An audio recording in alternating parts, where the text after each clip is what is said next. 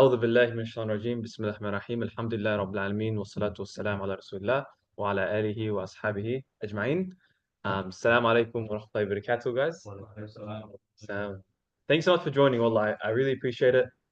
Thanks for making the effort. I know it's a Monday, and part of being a Monday is it's a stressful day. You've got all your commitments. Assignments probably starting to come out if you're still studying here, and you've got everything starting to come. Maybe you're on your phone, you've got 20 messages you haven't responded. Everyone's got different things. But when you make time, and something that I've learned as well, when you make time for the sake of Allah, honestly, it actually does change your heart, bro. You might think that your heart is fine. I used to think that, but actually, the heart, if you don't take care of it, it's a very delicate organ and it can become darkened just with forgetting Allah subhanahu wa ta'ala. You need to always revive yourself, And that's why we're here today. That's why I'm here. I'm here for myself, to be honest. I'm here for my akhirah. That's the only reason why I'm here. We're all here for ourselves to improve for the sake of Allah. So I'd like to start with a saying from the Prophet Muhammad sallallahu alaihi wasallam where he states the following: O people, give in charity, as there's a time that will come when a person will wander about with his object of giving charity and he will not find anyone to accept it. And the one, let's say, who's requested to take the charity, that person will say, if you have brought it for me yesterday, I would have taken it, but today I'm not in need of it. Now, the Prophet ﷺ is talking about a time where imagine you've got money, knowledge, you have something you want to give, and everyone's like, I'm all good, thank you. That time is going to come where people are no longer in need. Now, it's not just money. That's not what the hadith is talking about. It's talking about even ilm, even knowledge. Imagine you want to share something for the sake of Allah and no one wants to accept it, no one wants to listen to you. There's going to be a time where people, their hearts are closed, they don't want to take it.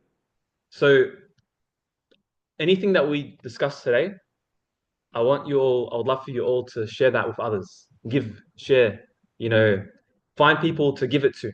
Because this knowledge that you can give, inshallah, what we're going to cover today, inshallah, honestly, if you share this with people, you can literally change someone's life. Okay, ilm is a tool. It is literally the key to open your heart. It's such a powerful thing. SubhanAllah. So please, whatever we take, if you want to take notes on your phone, I don't know what you need to do. If you're good at memory, it's all good. But please absorb it and share it with your friends. Share it with anyone, mom, dad, siblings. So last halaqah, we spoke a little bit about this concept that Allah subhanahu wa ta'ala states in Surah Al-Fusilat. أعوذ بالله من الشيطان الرجيم بسم الله الرحمن الرحيم ولا تستوي الحسنة ولا السيئة ادفع بالتي هي أحسن فإذا الذين بينك وبينه عداوة كأنه ولي حميم, which translates to good and evil cannot be equal. Respond to evil with what is best. And even the one that you're in a feud with, you're in conflict with, even the biggest enemy, they will be like a close friend. كأنه ولي حميم. It's almost as if that person that you don't like, that you have an issue with, a problem with, you can become close friends. Allah subhanahu wa ta'ala is saying that if you have someone that you have a problem with, there's an issue with them, they don't like you for some reason. You've tried everything and they still don't like you. They still have a problem with you. You talk to them, you feel this tension. Respond to evil with what is best. Always respond with kindness. Don't be someone that responds at the same level. And that كأنه ولي حميم. You guys remember that from the last halaqah, yeah? It will be almost as if they will be a close friend. They'll be very close to you. Doesn't matter who it is. So today we're going to talk about how do you respond to evil with what is best. Today we're going to talk about how do you communicate? How do you talk to people? How do you use your tongue? How do you actually communicate? We're going to cover things like public speaking. We're going to cover things like how did the Prophet ﷺ talk to others? How did he win the people's hearts over? How did he win his enemies? We're going to learn all that today, inshallah. So it's going to be a very, very beautiful halaqah. So as you can see, very important skills. We have a lot of gurus nowadays who talk about public speaking, how to talk, how to express yourself, body language. But you know what they don't have? They don't have the Prophet ﷺ's advice. That's what we have today. So we're going to have the best public speaking advice ever because we're learning from the Sunnah. We're not learning from some guru, In any case. So we're going to now take a deep dive into Musa alayhi salam. Now, of course, we all heard of Fir'aun, the man that thought he was God, the man that would put people in fire and burn them and make a mockery out of them, the man that thought he himself was something special. And we all know what happened to him. And we all know the drowning that he went through in that ocean. And we all know how Musa alayhi salam split the ocean. But do we know about how Musa alayhi salam had the courage to speak with such confidence? Musa alayhi salam, he made a dua. Assalamu alaikum, akhi. Do you have a class, brother? You work here? Do you have some time to join us? Yeah? Thanks, bro. If you have to leave it all, it's all good. Yeah. So Musa alayhi salam, he states this. He said, "Rabbi shrah li sadri, wa yassir li amri, wahlul 'uqdatan min lisani, yafqahu qawli." Oh my Lord, open my chest. Rabbi shrah li sadri, open my chest. Grant me self-confidence. Grant me contentment, happiness, peace. Grant me boldness. Wa yassir li amri, and ease my task for me. So what was his task? His task was he needed to speak to the man that thought he was God, and he had to win his heart over and those people. Now, just to put it in perspective, Fir'aun is not a man you can give and take with. He's someone that he doesn't like you, you're going to go in the fire immediately. You think he's not God, I'll burn you and make a mockery out of you. You know, think like Netanyahu times 1,000 in that sense. It's hard to imagine, but this man, that's what he did. Horrible, horrible human being. And Musa alayhi salam had to go speak to this man with Harun. They both went together to talk to him. And he said, وَيَسِّرْ لِي أَمْرِي, ease my task for me, Ya Allah. وَحْلُلْ عُقْدَةً مِّن لِسَانِي. Essentially, make loose the knot in my tongue. Imagine when you're talking, and it's hard to imagine, but imagine when you talk, yeah? Your tongue has a knot, it's tied. What does that mean? It means that even if you try to talk to someone, they're never going to listen. Have you ever tried to talk to someone and you're giving them the best arguments? You're telling them, brother, let's go to Al Jannah instead of this place, or whatever you are arguing about, or it could be something very serious about Islam, and they're not accepting what you say. Has that happened to you before? That's because your tongue has a knot inside of it. It's a metaphorical, it's a spiritual knot. You need to loosen that knot, and then the words will flow not into the person's mind, but will go into their heart. And once you touch someone's heart, you can change anyone. Doesn't matter who they are. Doesn't matter how hard-headed they are. You can change anyone's life if your words go to their heart, not their mind. The heart is the one that accepts. It's the organ that accepts the information, knowledge.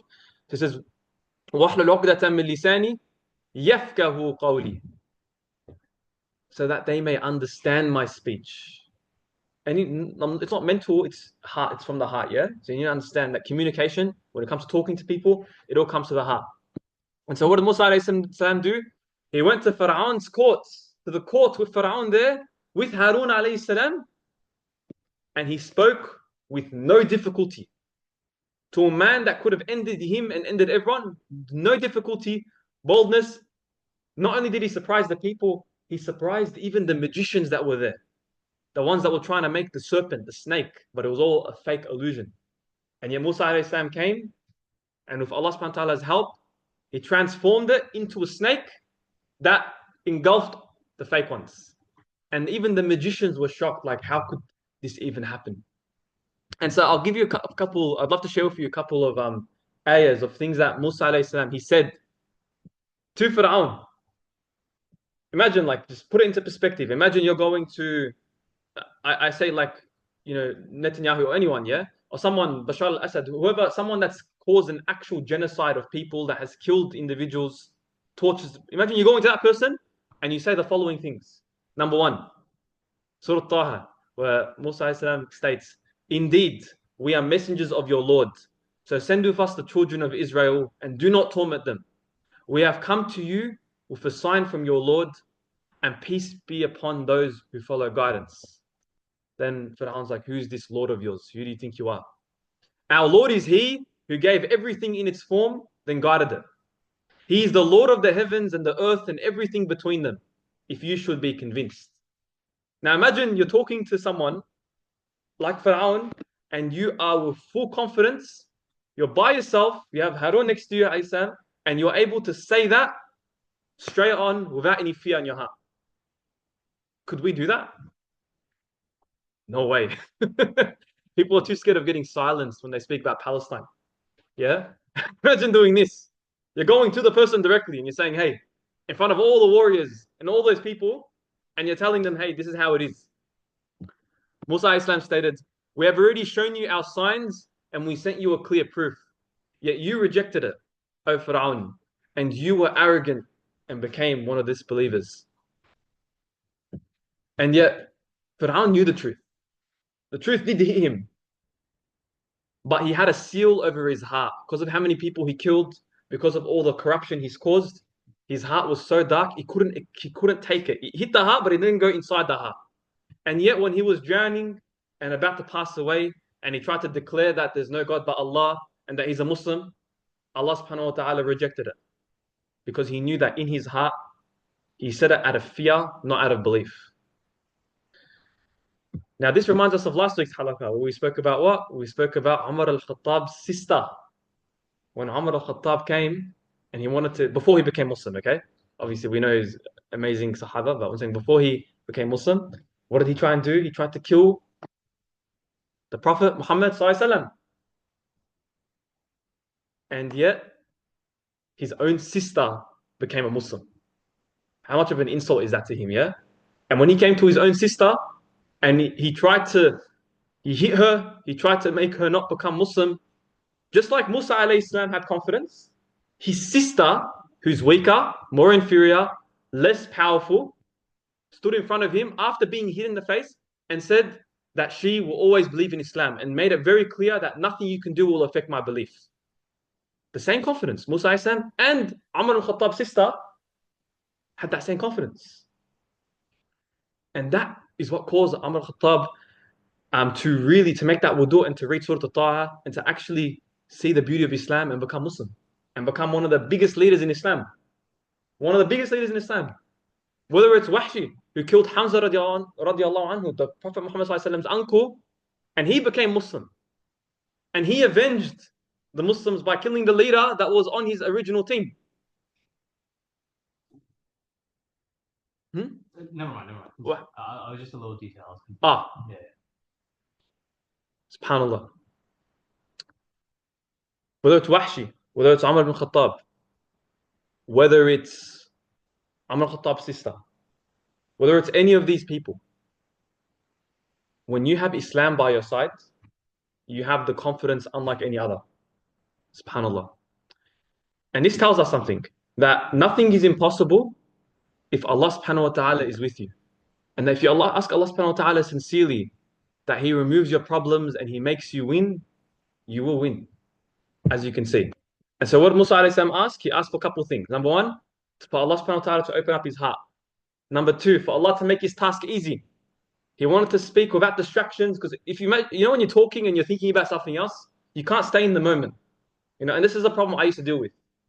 I'd give a lot of talks, but my mind was somewhere else. And it's really hard to actually connect with your words. Now, this is it's a very deep metaphysical concept. You're talking about the heart right now. We're not talking about anything. We're talking about the heart. Yeah? You can talk, but the words don't hit you. So he asked Allah to make it easy for him. He asked Allah to untie the knot, loosen the knot. And he asked that the people understand his speech. So that's something that we can all do when we speak. If you have a task, if you need to give a speech, inshallah, to brothers at Monash Iftar, MCIS tonight, for example, or wherever you might have, okay? You make that dua. And you believe that Allah subhanahu wa ta'ala give you that ability. Let's say you're going to post a video on social media. You can be a good speaker. You could talk, but it might not hit anyone's heart. Make the dua, then record yourself speaking it. Maybe you want to have a one-on-one chat with a brother. For example, they have a problem with you, maybe they have a problem with your family, or you feel like you're not able to get to them. You make that dua, رَبِّ اشْرَحْ لِي صَدْرِي وَيَسِّرْ لِي أَمْرِي وَاحْلُلْ عُقْدَةً مِّن لِّسَانِي يَفْقَهُوا قَوْلِي. And then you go with the same confidence as Umar al-Khattab's sister, the same confidence as Musa alayhi salam. You have that confidence and that belief that your words will 100% hit the heart. Guaranteed. And when you speak to someone like that, I'm telling you, you will shock them. And the words will come in their heart immediately.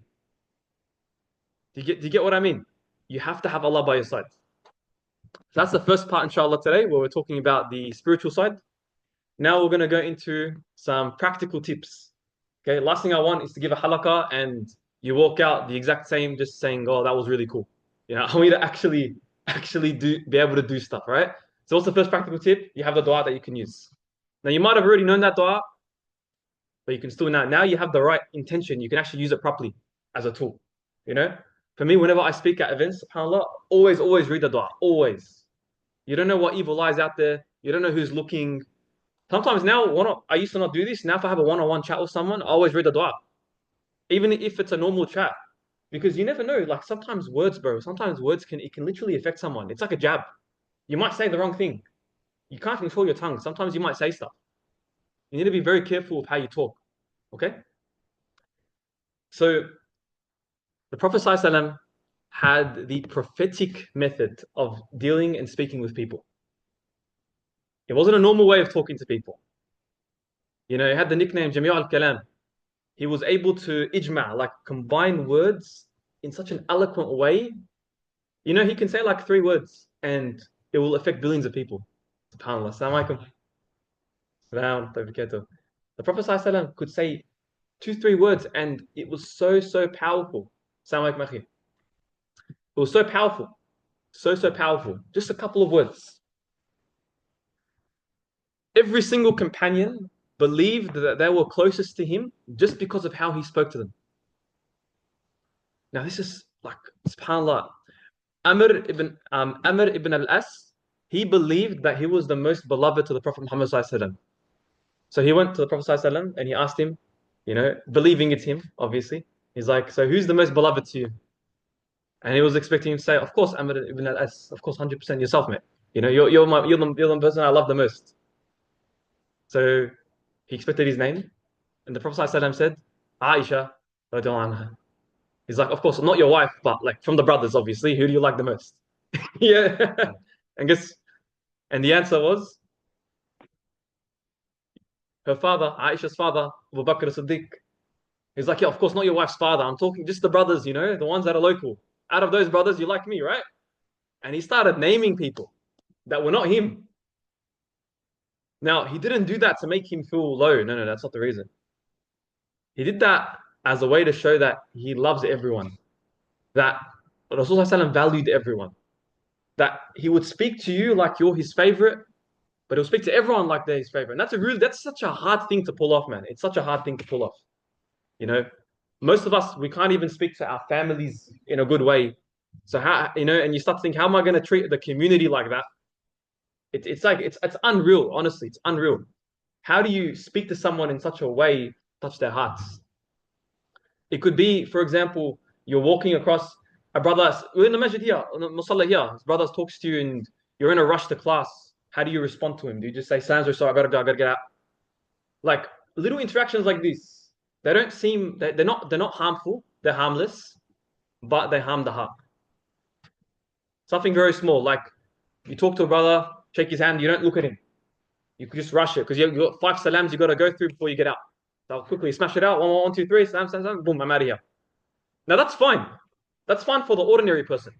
But we're not ordinary people, are we? We're Muslim. Yeah? And part of being a Muslim is you can't be an average bloke. You can't just salam, see you later, bro. Salam alaikum, akhi. Even if you're late, Allah will make it easy for you, trust me. You might be late to class because you have to say salam to brothers, and you will. Oh, just wait to that then. Oh.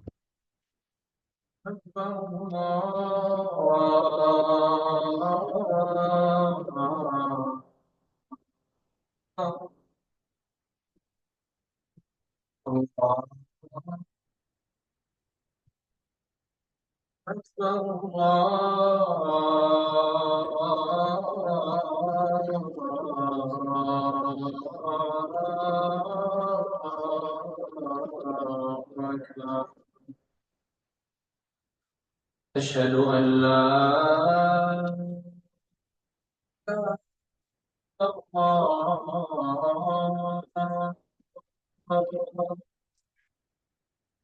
أشهد أن لا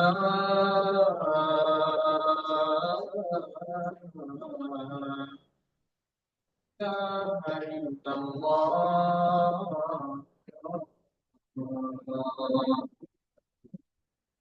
أشهد أن محمدا رسول الله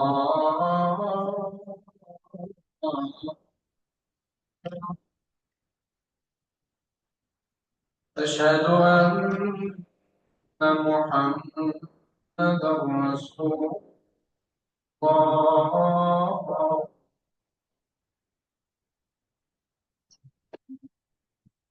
حي على الصلاة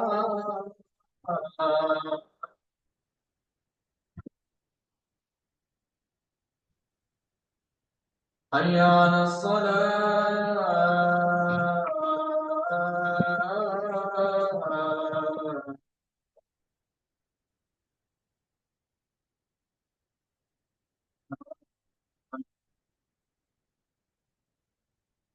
حي على الفلاح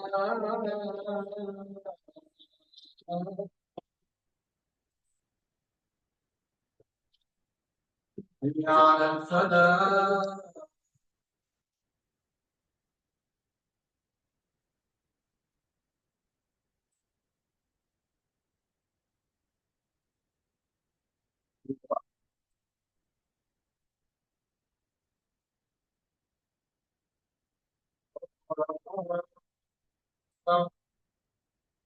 لا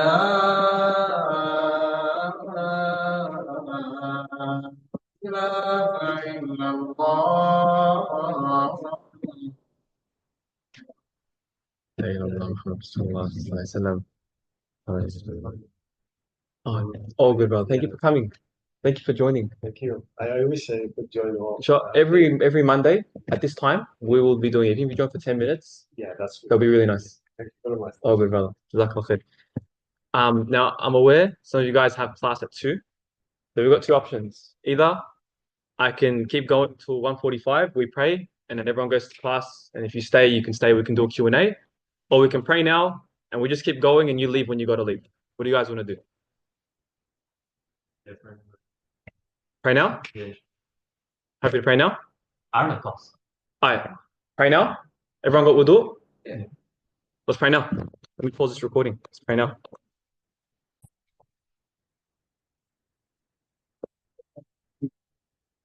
So, subhanAllah, as we were saying, my brothers, the Prophet Muhammad ﷺ, the way he'd speak to people was what? Someone tell me? Is he made them feel so special that they were his favorite. Exactly. Now the question is, how are we doing this when we talk to people?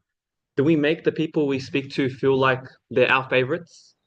Or do we treat them as normal, ordinary, unless we really like someone, unless they've got a business offer, unless we can collaborate, unless we've got a partnership, then I'll treat him well. Oh, if it's Mufti Menk, yeah, all good. I'll treat him well. If it's someone that can give me some sort of status, yes. A random brother in the Musalla I've never met, nah, not really. What's he gonna offer me, right? SubhanAllah, a lot of people, they treat others in a very transactional way, if that makes sense. That's how they treat people. Very transactional, very, what can you give me? What can I give you? But the sunnah way of speaking to people is you don't treat human beings like a transaction. You treat human beings as honored, noble creations of Allah subhanahu wa ta'ala. Allah sent you, everyone you speak to, Allah has sent to you. He sent each person to you to talk to you.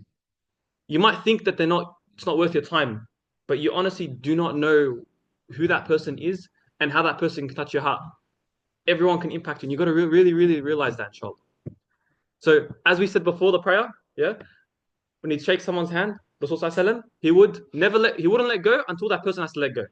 Now, if we extrapolate this, if we zoom out for a second, inshallah, if you're talking to someone, if he feels like the person has to go, he wouldn't. Some people, when they force you in a conversation and you have to leave. Has anyone been in that situation? Or you're talking to someone, hey brother, thank you, and like the brother's still talking as if you don't have to go. Yeah. That's not the sunnah way. The sunnah way is if you see someone, like for example, I'm recording this, but that's right. Yeah. If you're talking to someone, right, and their feet over here, they're starting to shift this way, it means he's got to go. You don't keep someone in the conversation if they have to go. You need to be.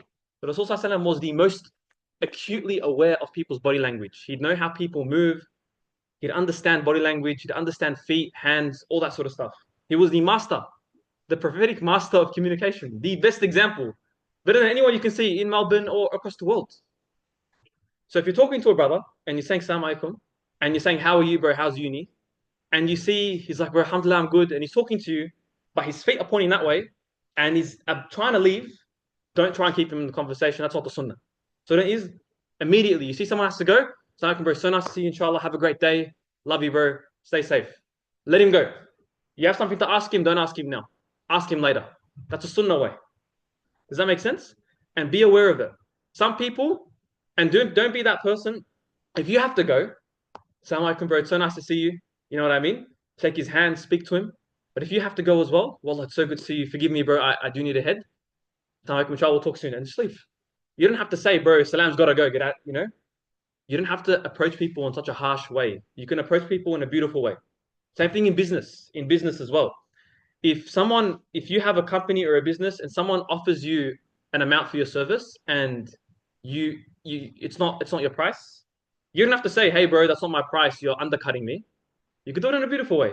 Akhi, may Allah bless you, bro. So look, our services, we charge $75 for, a certain the session that we do, whether it's hijama, personal training, whether it's like computing software, whatever you do.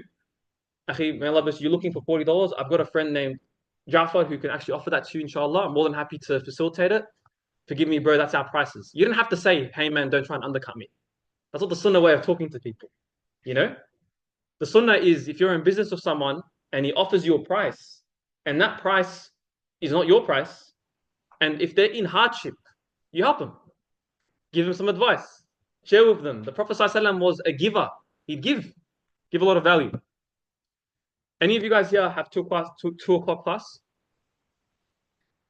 So the 2 o'clock they already went to class. Okay. Because there was a few subhanAllah before. Done. So that means we can take our time then. I'm not in a rush. All right. So, you got 2 o'clock? Yeah, I got a 2 o'clock. Okay, you're 2 o'clock. Inshallah, assalamu alaikum, bro. I knew there was someone that could go too, bro. So, subhanAllah.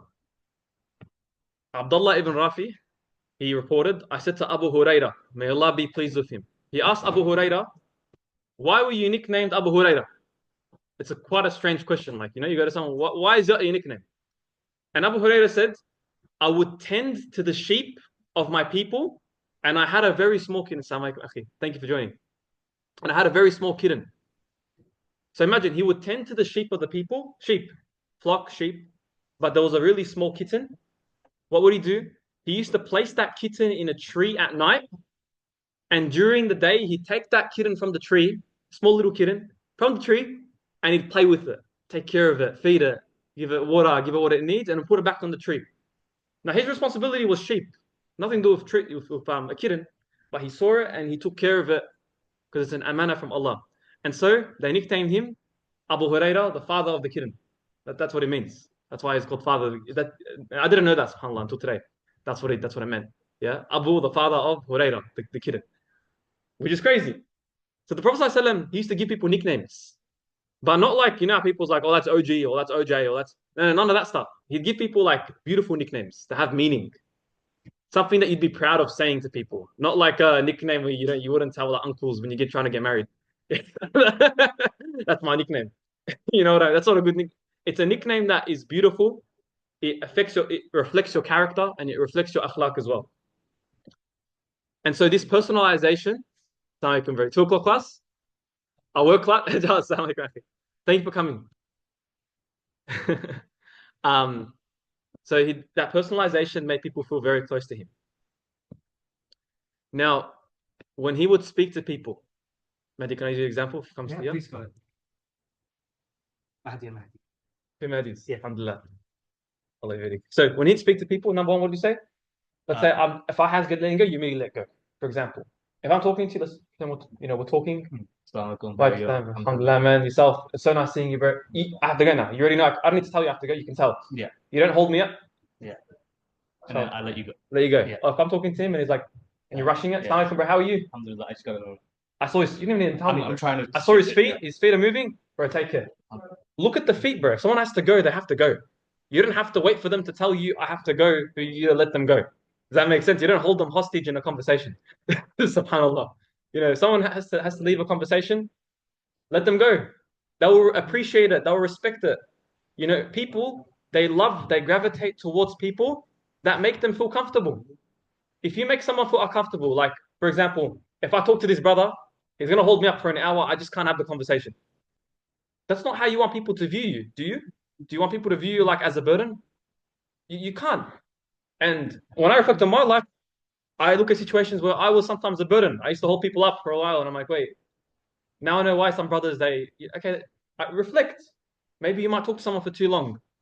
They said, that was good seeing you, and they got to go, and you spent another 20 minutes talking to them. You sort of held them hostage in a conversation that they didn't want to be involved in. So you need to be very careful on how you speak to the people. So, in any case, if we come back, yeah. When the Prophet ﷺ, he used to hold their hands when he talked to him. He placed his hand on their shoulder. SubhanAllah, when he talked to the brother, he'd even touch their heart. Now I know, like, it sounds very weird to say that in Melbourne and in this society where no one does this, but if it's done by the right person at the right time, trust me, it goes off. It's really good. You touch someone, alaikum, bro, how are you? Oh, it's so nice to see you, akhi, may Allah bless you, bro. Oh, I love you for the sake of Allah. You speak to them like that, you hold him. It's not weird. I know it looks weird, you might think it's weird, but it's actually beautiful, bro. That's how the Prophet ﷺ used to speak to people. Now, you'd only do that to someone you're very close with. But remember, he made everyone feel special. So everyone was close to him. Now, of course, if you shake someone's hand and they look visibly uncomfortable, you don't do it. Yeah. So don't even check their hand, give me a fist bump. Like, that's fine. You need to look at them. If they've never been touched on the shoulder before, don't touch him on the shoulder. He might find that weird. You need to have wisdom and hikmah in the way you approach people.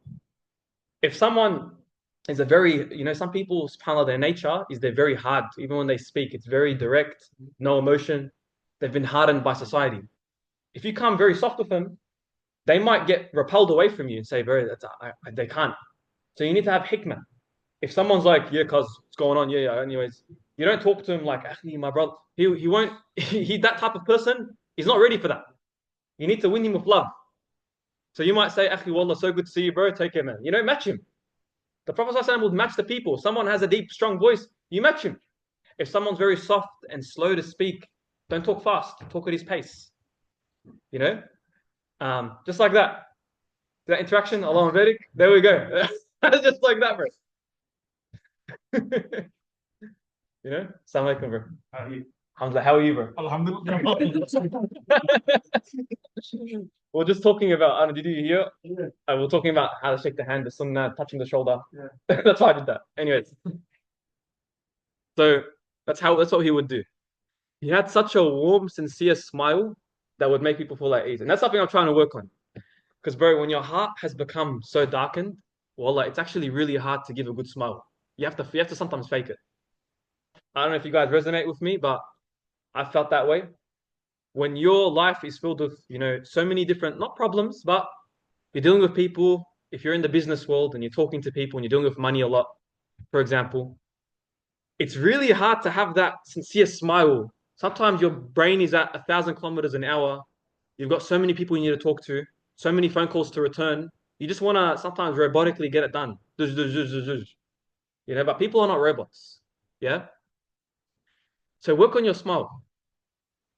Jarir ibn Abdullah radiallahu anhu said that since I became Muslim, the Prophet Muhammad sallallahu alaihi wasallam never saw me except that he smiled at me. He never saw someone except that he smiled. Now, that's really hard to do. It's really, really hard to do, man. Now, obviously, you need to mean the smile, yeah? Because you don't want to be that guy that people are like, bro, this guy just smiles, but he doesn't mean it. He's just faking. He just wants your money. You don't want to be that guy. You want to be the brother that you're smiling out of strength, not out of weakness. Links to last halaqah. You're kind to people, not out of weakness, but you're kind out of strength. You're not kind because I'm scared of him. What if he talks about me behind my back? You're kind because as a Muslim, you must be kind. As a Muslim, smiling is a charity. Remember what we said at the start of the halaqah? So there's going to be a time where you want to give charity to people, and they're going to say, no, I'm all good. Prophet ﷺ, Sahih Hadith. You smile at someone, they don't want to take it. You try and give them ilm, nasiha, they don't want to take it. SubhanAllah. So really, it's really deep, man, honestly. Now, when the Prophet ﷺ would talk to people, what was his nickname? Does anyone remember what we said? Jama, Jawa, Jawa, Jawami al-Kalim. Jawami al-Kalim. Jawami al-Kalim, which is he used to combine words. He used to speak in such a concise yet comprehensive speech. He was nicknamed Jawami al-Kalim, like the one that could speak with little, but it was powerful. That was what he was known for. As-Sadiq, Al-Amin, the honest, the sincere, the truthful, and the best communicator the world has ever seen. Again, like I said, there's a lot of people, I don't know if you guys know, that teach public speaking nowadays. You've got Ask Vin, you've got all these people, they've got millions. Anyone know what I'm talking about? Yeah. They could not match a fragment of the Prophet ﷺ's speech. You know what I mean?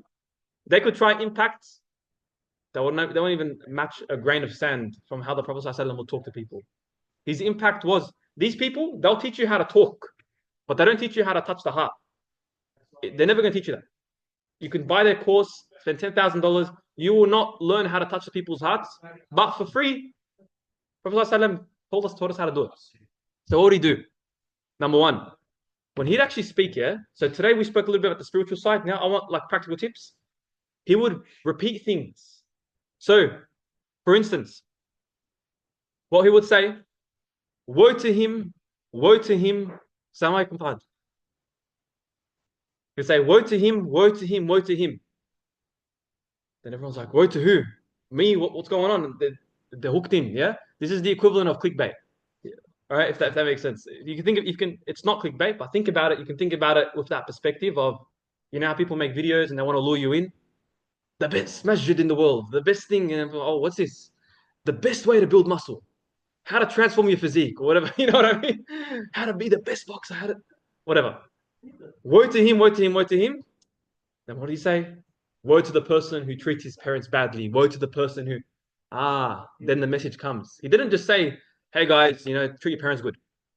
That's not how the Prophet ﷺ talked to people. He didn't say, yeah, treat your parents good, all right? Assalamu alaikum, guys, take care. He spoke in such a beautiful way. And you can talk like this too. You just got to think about it before you speak. You can say, how could I have something I want to tell someone. How can I say it with the sunnah way? How can I structure this? I want to say, hey bro, can you please, let's say you're talking, someone's talking that, can you please lower the volume? How do I say that in a way that is beautiful? You know, sit with him, Akhi, may Allah bless you, Allah, you've got such a beautiful voice. You know, whatever, you know, and then you tell them the nasiha. Right? But you don't just like say, hey bro, can you lower your volume, man? So you would have noticed that in this halaqah, for example, there were some brothers that were talking. I didn't say anything to them. Right? And even last halaqah, it was hard to hear my own self, my own voice. I didn't actually say anything to them. Because I thought about it. You have to think before you speak. I thought, okay, if I talk to these brothers, that's only going to create hate in their heart. They could be having a really important conversation about family affairs or just connecting. They don't know. They're not aware. The best way to advise is to actually like sit with them and get to know them. And I'm not able to do that right now, so I'm not going to say anything. Let them talk. Does that make sense? So you got to have that wisdom. You can't be like, hey, Akhi, lower the volume. That's not how you talk to people. That will not win anyone's heart over. That might cause them to not want to come to these places. It might be their first time in here. You don't know. That's the thing, right? So he'd repeat things when he speak. He would have this sense of storytelling and suspense when he talk. He would say, Sallallahu shall I not tell you about the best of people? Then everyone will be like, who's the best of people? Shall I not tell you about the best of people? You know? He would speak in a way where he'd contrast things. For example, when he'd say, the strong man is not the one who can wrestle, but the one who controls himself in anger. Do you see how he says it's not the one who blah, but instead it's the one who think? Because everyone thinks the strong man's the one that can wrestle. You know, the guy that can flip you. So he'd say that, he'd hook you in, and then he'd tell you the real strong man is the one that can control himself in anger. So when you're talking, you say, what can I contrast to say my point? I want to talk to people about being kind. You could say, for example, just making this up here, you could say, my brothers, the strong man's not the one that says what's going on, cuz. The strong man is the one that is kind, not out of weakness, but out of strength. Do you see how we worded that? You can actually word things in a sunnah way. And that can actually change people. So think about the way you want to say your sentence. Think about the way you want to talk to people. Actually think, how can I say this? And get some hadiths and then get your sentence. Literally, like you literally have to do it's a reflection exercise. You get your sentence, you get the hadith, and then word it in the way a hadith would be worded. Like I'm telling you, try it. I was trying it today. I never tried it before. Try it today. It's the coolest thing you can ever do. It's so fun. It's so fun. You're literally like, so shall I not tell you about the best of people? My brother, shall I not tell you about how to score high in blah blah blah? Shall I not tell you about how to absolutely flip some whatever you want to say, okay? Shall I not tell you? Think about that. You don't need a public speaking coach to teach you how to talk. You already know how to talk. You've got the best example. Use the Prophet ﷺ, okay? He'd create metaphors and analogies. He'd say the example of the believer is like a date palm. Its roots are firm and its fruits are sweet. I'll say it again so you can touch the heart. The examples of the believer is like a date palm. Its roots are firm and its fruits are sweet. You could literally word things like that as well. Anyone want to make up an example? Islam. Let's try and make an example. So I'm going to say the sentence again, and let's try and like make a sentence together about a topic. The example of the believer is like a date palm. Its roots are firm, and its fruits are sweet.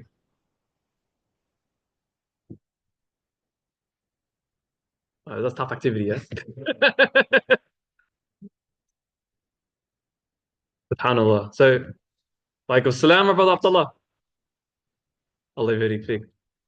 The examples of the Muslim that is kind and the Muslim that is respectful is like a date palm. Its roots are firm and rooted in strength, yet the fruits are sweet because the person is not kind out of weakness, but they're kind out of strength. So you can start combining different hadiths and the way it's worded, and you can make your own sentences. Shall I not tell you about the best of the side slots? It's rooted firmly in the community, like a date palm, and it hands out sweets just like one as well. MashaAllah. That's beautiful, bro. Allah. No, but you see how beautifully that's worded, bro? MashaAllah, that's so beautiful, yeah? Like, that is the best way to talk to someone. Instead of saying, bro, you need to listen, yeah? That's not how you talk to someone. You don't say you need to listen, yeah? You say, shall I not tell you about? I would love to share with you, akhi. You're inviting people, yeah? You don't just say, bro, listen up. Where are you? Why are you in the masjid? Because why didn't I see you in class? You don't speak to people like a dead brick. It's not alive, obviously, but anyways, you don't speak to people like a brick. You actually need to have emotions, you know? And a very important one. The Prophet ﷺ had strategic pauses. When he talked, he would pause. People need time to process, yeah? You can't just be a talking machine. You have to actually talk and pause when you speak. If you're talking to someone, I just paused. Now everyone's looking, yeah? So sometimes the pause is very powerful. You need to use this tool. Once you say something important, pause, and then think, let me give 3 more examples of the same point. How many times have we repeated today that when the Prophet ﷺ will shake someone's hand, when he's trying to leave, he'd let go? We've mentioned that three times today. And that was strategic, by the way, yeah? That's a sunnah, right? He'd mention things 3 times. He'd always repeat things 3 times. You want to drill a point to someone? Say it 3 times in 3 different ways. For example, if you want to tell someone to respect parents, you don't just say, "Cuz, listen, talk to your parents better," right? He's not going to talk to his parents better. You've made him not like you, and you didn't deliver the point. Talk to him about how much his parents have sacrificed, how much your mum has sacrificed for you, how every day she wakes up, bro, please just give her a hug. Talk about an example in your life. Give 3 different examples in 3 different contexts, and trust me, you'll win the guy over. You can win the brother over. You have to win people with love, you know? Assalamu alaikum. Now, brothers, I know, mashallah, you guys have been here for a while, and the last thing I want to do is talk, and people have to go. So if any of you have to go right now, you're more than welcome to leave. I still have things left in this. I'm going to go through them. If you have to go, or if you feel like you've absorbed enough and khalas, that's it, I'm done. Like, please don't. There's no harm in leaving. Like, please, like, you can leave, you can do whatever you want. I don't hold anyone. You don't look. The wisdom, the hikmah when you're talking is, you don't want to make someone feel like they're stuck in a conversation. Yeah, you do not want to make someone feel like they're stuck in a conversation. If you have to go, again, please walk away. Say salam. No one's going to ask you anything, and we all love you. All right. So the Prophet ﷺ said, Sahih Bukhari, whoever believes in Allah and the last day, let him speak good or remain silent. Just look at the way it's beautifully said, man. Jawami al-Kalim, like the combine of this most comprehensive speaker. Like you just sit there in awe. Like, how did he say that? You know, you could make 1,000 combinations on ChatGPT. You couldn't even make a sentence like that. SubhanAllah. You know what I mean? It's so beautiful. Let him speak good or remain silent. You have advice to tell someone, but the way you're going to deliver it, it's not nice, or you're going to be harsh, or you had a bad day. Don't tell him. Trust me, it's better to let him do whatever he wants than for you to poison him with your harsh speech. Some brothers, mashallah, they've got good intention, you know, but the way it's delivered, it's just not good. Do you know what I'm talking about, guys? You met someone where you're trying to talk, you just the way that guy's gonna say it. Akhi, bro, you know, I noticed you didn't pray sunnah, cuz you know you're supposed to do that, yeah? Like, akhi, I needed to do it. Bro, the way you prayed, you put your finger here and you started doing like tricep extensions. Like, bro, bro, you shouldn't do that. Do you reckon that guy is gonna feel happy when you tell him that nasiha? Do you reckon he's gonna be like, man, thank you, bro. You've now pushed him away. He might not want to pray. He might not want to pray anymore. He might not like you. You might say, this guy, I'll pray, I won't do tricep things in front of him, but I'll do it by myself at home. You cannot change someone's heart. You can't win someone over by being harsh in your advice. If you don't know how to say it, or you don't know how to use your tongue, please ask someone that knows how to do it to give them nasiha instead of you. It's better that you don't say anything. Does that make sense? Sometimes when I have a bad day or when I feel a bit stressed out, I might get a bit sharper when I speak. Now, recently, I've been reflecting on that. Yeah, I've been thinking, okay, when I have a stress day or I've got a lot of things back to back and they're all coming at once, if I talk to someone, I might not treat them as good. I'll treat them well, but not sunnah level. Yeah. So if I want to give advice and I feel that way, I don't give any advice to anyone. If I talk to someone and they're doing something, I will stay silent because I know that what I say will be like a harsh jab, and it will just hurt them by accident. And same thing, what we need to all do, think. If I'm feeling like I'm being a bit harsh today, I'm gonna talk to someone in a very non-Islamic way. It doesn't have, you're not gonna swear at them, but you might not deliver it in a beautiful way. Like you won't put your hand on his shoulder, talk to him, tell him you love him. If you're not gonna do that, please don't give someone advice. It will not work. You will push him away, and you will be held accountable, and you can potentially get sins as well, because you push someone away from the deen. Subhanallah. You know, for example, this halakah. You'll notice some of the brothers that came in, they didn't want to get forced in this halakah, no one got forced. If someone else was running it, they might say, hey, bro, come to the halakah. No, you have free time. Why aren't you coming, bro? You're going to get. That's not how you talk to someone. You don't bring people to a halakah by making them come. Even if he's got free time, he wants to use his time, bro. It's his time. You can use it for whatever he wants. Who are you to judge him or make him feel like he's, you know, less of a Muslim for not coming? That's not how you win someone over. Tell him, bro, wallah, you know, that's what I tell people. My brother, please come. If you're able to, you don't have to come. You can walk away whenever you want. Even 5 minutes, man. And then once they're here, they'll stay. You have to have that confidence, yeah? But you just got to get them in. Do not force anyone. If you invite them for an iftar and they can't make it, don't be like, why can't you come to the iftar? Bro, come on. Do you see? It's all this is called peer pressure. This is not good. And a lot of brothers do this. You know, you're at a fundraising event. They need money. You don't tell them, hey, bro, I'm going to donate 200. Do you want to match it with me? We'll both. You don't force someone to spend, bro. Literally, like, something I see literally everywhere, bro. And it's so sad. You should not pressure a Muslim brother to do anything. Anything. Yeah? You want to volunteer. What if that brother wants to go work? Okay, that's fine. He wants to go work. He wants to be at his workplace. That's fine, bro. Don't judge him. Don't make him feel like, oh, bro, you don't want to sacrifice for the sake of Allah, bro. Don't talk to people. You're going to push them away with your harsh language. Win them over. Make them want to come. That's how you communicate with the sunnah style. Does that make sense? And again, if you don't know how to do it, don't give advice until you learn how to do it. Stay away from it. Talk to someone that you know could speak in a better way than you. Have the humbleness to say, hey, with this brother here, I don't know how to influence him. My words won't work. Let me speak to someone else that can talk. Have the humbleness to do that, man. There's some people in my life, I know that I could never influence them. Right? Part of it's my direct family, indirect family. There are some brothers in my life, I know that if I talk to them, I'll end up making them away from Islam, even if I try, they don't want to listen from me. That's fine. I'll get someone else to talk to. That's fine. So have the wisdom, brothers. Do not force anyone. Again, don't force anyone to do something they don't want to do. You know? Especially with the donation stuff. I see this a lot with brothers. Brother, look, I'm gonna buy a well. You know, all of us are gonna do it. Obviously it's for the sake of Allah, bro. So inshallah, you know, can you come join us, contribute together? We'll get the well together.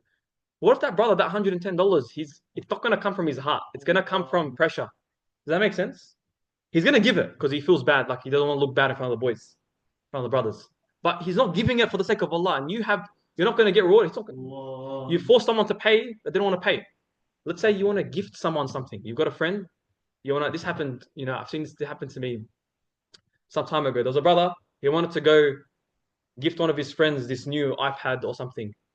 He wasn't going to pay for it himself. So he went to all of that guy's friends and said, "Hey, bro, we're going to get a laptop. Anyone that cares about him." The way he worded it was horrible.